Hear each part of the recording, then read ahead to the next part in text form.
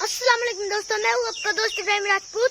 दोस्तों सुबह सुबह वो भी गांव में खेतों के पास आम खाने का तो अपना ही मजा है।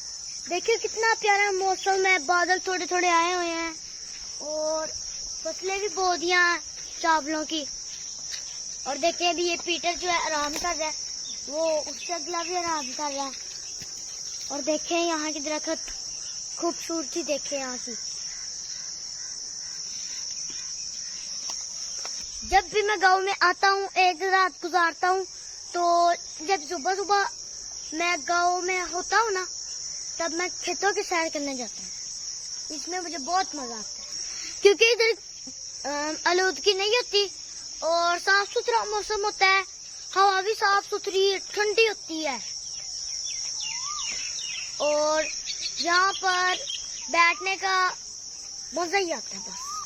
और सुबह सुबह परिंदों की चहचहाने की आवाज बहुत खूबसूरत लगती है। जैसे कोयल बोल रही है, चिड़िया चहचहा रही है और बुलबुल बोल रही है।